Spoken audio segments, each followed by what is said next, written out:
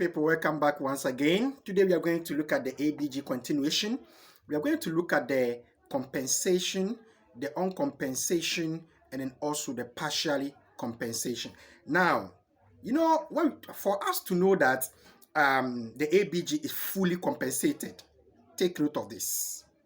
Anytime the pH is within normal range, anytime the pH is within normal range, then the acid base is fully compensated. We don't care whatever happens. All what we have to know is the pH being in normal range. And you know the normal range of the pH is what? 7.35 to 7.45. So anytime we have this range, anything within all these ranges, then we say that it is fully compensated, irrespective of the value or whatever. Please take notice of that. Now, let us look at examples of fully compensated, ABG.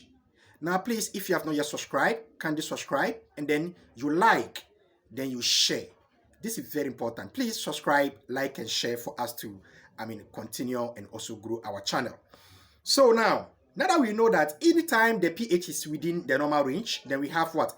A fully compensated what? ABG. Now, let's look at some examples. Now, you are going to see that from the beginning of the lecture, in the part 1, we said, though we are going to be given the CO2 or the carbon dioxide, it is for us to ignore the carbon dioxide irrespective of the value that is given. Okay, we are going to use the pH and the bicarbonate to determine whether it is what? Respiratory or metabolic. Though the CO2 can be given, please, to use this method effectively, just ignore the CO2. Thank you very much. So now let's look at example. We have pH 7.42. pH 7.42. Then PaCO2, which is carbon dioxide 32. Carbon dioxide 32. ACO3, which is bicarbonate 18. Bicarbonate 18. Now, let us see what acid-base balance is this. Now, the pH is 7.42. pH 7.42.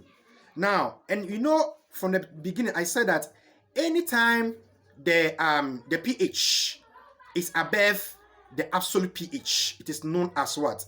Alkalosis. And what is the absolute pH? 7.40. The absolute pH is 7.40. So anything below 7.40 is acidosis. And then anything above 7.40 is what? Alkalosis. So now we have pH of 7.42. It means that we have alkalosis. Now, we already have our alkalosis. Then the carbon dioxide is 32. And I told you from the beginning that we have to ignore the carbon dioxide if we want to use this method effectively. What is the bicarbonate? ACO3, 18. ACO3, 18. Okay.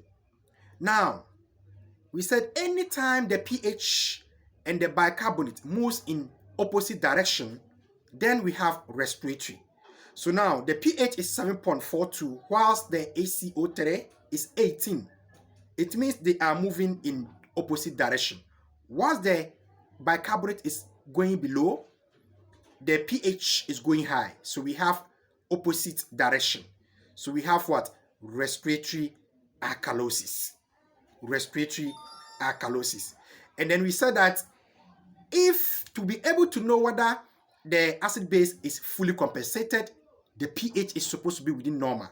So we have a pH of 7.42, which is within the normal range. What is the normal range? 7.35 to 7.45. So 7.25 is within the normal range. So we have respiratory alkalosis fully compensated. Respiratory alkalosis fully compensated. Now let's look at example 2. pH, which is 7.37. pH 7.37. CO2 33. ACO3 bicarbonate 17. Now, what acid-base balance is this? The pH is 7.37, which is within normal. So you know what we are heading towards, which is what? Compensated or fully compensated already. Now, The pH is 7.37, which is also below the absolute pH, which is 7.40. And we say anything below 7.40 is what? Acidosis. So now we have what? Our acidosis. Okay. Also, we said anytime the pH and the bicarbonate moves what? In the same direction, then we have metabolic, right? So now the pH is going low, which is 7.37. The bicarbonate is also going low, which is 17. Because the normal range of the bicarbonate is what? 22 to 26. Since they are all moving in the same direction, which is lower, then we have metabolic. So we have metabolic acidosis, fully compensated, because the pH is within normal range, which is fully compensated. So we have metabolic acidosis, fully compensated. Thank you very much. I'm sure you are following. Okay. Because the pH and the bicarbonate are moving in the same direction, and the pH is also below the absolute pH, which is 7.40. And then we have 7.37 here, which is below the absolute pH. So we have acidosis. And since they are moving, the pH and the bicarbonate is moving in the same direction, we have metabolic. So in this case, we have metabolic acidosis. And then the pH is also within normal range. So we have what? Fully compensated. Fully compensated. Now, let's look at another one. How can we determine if it is partially compensated? When it is partially compensated. Now, take note of this. When none of the pH, the CO2, which is the carbon dioxide, and the bicarbonate, which is ACO3, is not within the normal range. Please take note. If the pH, the CO2, and the bicarbonate, none of them is within the normal range. None of them. So the pH is not going to be within normal range. Carbon dioxide is not going to be within normal range. This bicarbonate is not going to be within normal range. Then we say that it is partially compensated. None of them is within normal range. Then we said, okay, the acid base is partially compensated. Now let's look at some examples here. pH 7.27, CO2 33, ACO3 18. And I said we have to ignore the CO2 anytime we are making the analysis using this method. Now the pH is below the absolute pH, which is 7.40, and we have a pH of 7.27 here. So we have what? Acidosis. And then we said that anytime the pH and the bicarbonate move in the same direction, we have metabolic.